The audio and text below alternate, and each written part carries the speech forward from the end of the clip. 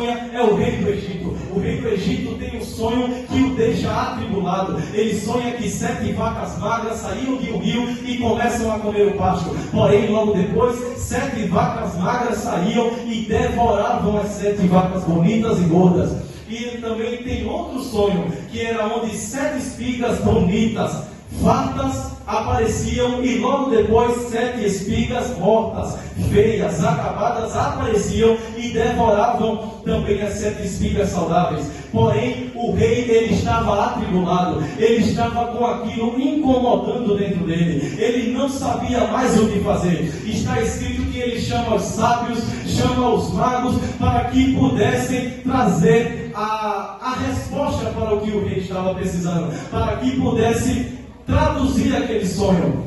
Mas eles não conseguem ter a resposta daquele sonho, porque tem coisa que é só Deus que faz. Aí o copeiro que tinha esquecido, ele lembra de José e fala: ei rei, lá na prisão quando o Senhor me prendeu, tinha um homem hebreu que eu contei os meus sonhos. O padeiro contou os sonhos e ele interpretou de maneira perfeita. O rei então, ele manda chamar José, para que José pudesse explicar ao rei qual era o significado daquele sonho. Então José se apresenta perante o rei, e o rei entende que José conseguiu interpretar o sonho de maneira exata. Mas eu quero que você preste atenção em um detalhe. Antes de mandar chamar José, o rei chama os magos, o rei chama feiticeiros, o rei chama os estudiosos do Egito. Sabe por quê? Porque muitas vezes nós nos enganamos. Nós pensamos que o nosso inimigo não tem força, nós pensamos que o nosso inimigo não tem poder, mas o inimigo tem sim poder. Não vá pensando que o diabo não tem poder. Ele pode não ter todo o poder, mas ele tem poder. Então não vale a pena brincar de ser crente, porque o diabo, ele não brinca de ser diabo.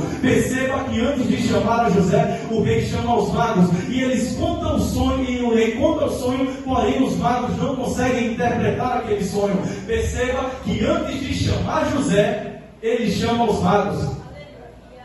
E tem muita coisa que às vezes confunde a gente. A gente pode pensar que o inimigo não tem poder, que o adversário não tem poder, mas ele tem. Me prove na Bíblia, eu provo. José, ou melhor, Moisés, quando estava na sua missão para resgatar o povo hebreu, ele vai até o palácio se apresentar perante o rei. Ele pega o seu cajado, joga no chão, e o cajado se transforma em uma serpente. Aí o rei fala: não, isso aí é besteira, isso aí eu também faço, isso aí os meus homens podem fazer. Então ele chama os seus magos e ele joga no cajado deles, e pasmem os senhores, eles também se transformam em serpente. Porque o inimigo também tem poder, mas eu levanto a minha mão e eu glorifico a Deus, porque a serpente deles é fraca, a serpente deles não tem poder. Então a serpente de Moisés, ela engole e devora as serpentes dos egípcios. Sabe por quê? Porque tem muitas doutrinas que vêm nos tirar do caminho do Senhor. Tem muita gente que parece que é ungido, mas não é ungido. Tem gente que parece que é chamado, mas não foi chamado. Tem gente que aparenta ser crente, mas não é crente. Tem gente que aparenta ter unção, mas não é unção. Porém, nesses últimos dias, Deus está levantando uma geração que tem discernimento, uma geração que não se prostra, que não é levada a qualquer vento de doutrina, uma geração que conhece a Deus, uma geração que fala de Deus, uma geração que se coloca perto de Deus. Glória a Deus.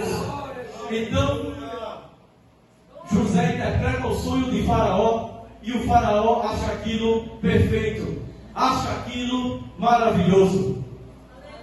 Então ele logo coloca José como governador do Egito. Perceba que José saiu do mais baixo nível. José foi tratado como um animal por seus irmãos. José foi comprado, foi vendido como escravo. Mas agora José é governador do Egito. O lema da festividade é permanecer firme. Mas será que a gente consegue permanecer firme? Será que a gente consegue ser como José? E como era José? José era odiado pelos seus irmãos, mas ele permaneceu firme. José era invejado pelos pelos seus irmãos, mas ele permaneceu firme.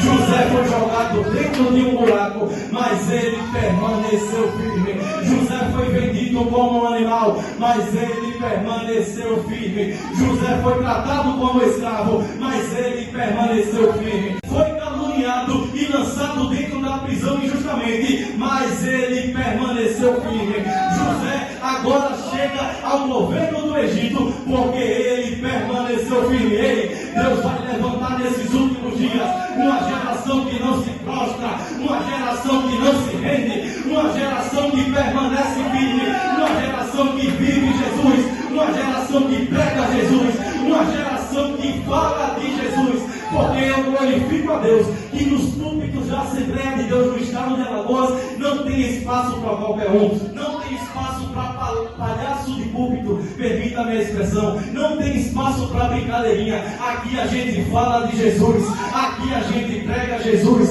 aqui a gente conhece Jesus e aqui a gente vive Jesus. E se um dia me perguntarem quem é Jesus, você responde: Jesus é aquele que, sendo Deus, não teve por usurpação ser igual a Deus. Jesus é aquele que despiu-se da sua glória. Jesus é aquele que veio ao mundo em forma de homem. Jesus é aquele que andou com os pecadores. Jesus é aquele que curou. Jesus é aquele que salvou. Jesus é aquele que libertou. Jesus é aquele que foi traído. Jesus também é aquele que foi crucificado. Jesus é aquele que tomou sobre si as nossas dores. Jesus é aquele que tomou sobre si as nossas enfermidades. Jesus é aquele que morreu na cruz, mas Jesus também é aquele que ressuscitou no terceiro dia. E Jesus está vivo, Jesus está vivo, Jesus está vivo, Jesus está vivo. Jesus é aquele que morreu, mas Jesus é aquele que ressuscitou. Jesus é aquele que foi recebido nos céus, mas Jesus também é aquele que enviou o Consolador. Jesus é aquele que enviou o Espírito Santo, mas é para você dar glória a Deus, porque Jesus é aquele que vem, Ele vem, Ele vem, Ele vem, Ele vem, Ele vem. Maranata, ora vem, Senhor Jesus. Ele vem, abre a tua boca, começa a adorar esse Jesus. Você foi comprado por um alto preço, você foi comprado por preço de sangue. O homem perfeito que pisou nessa terra morreu para que hoje você pudesse estar vivo adorando a Ele. Então glorifica, o exalta, o adora, porque Ele te chamou, Ele se responsabiliza, é Ele quem te capacita, porque foi Ele quem te escolheu e Ele tem cuidado de você. Desde já eu agradeço a minha oportunidade em nome de Jesus.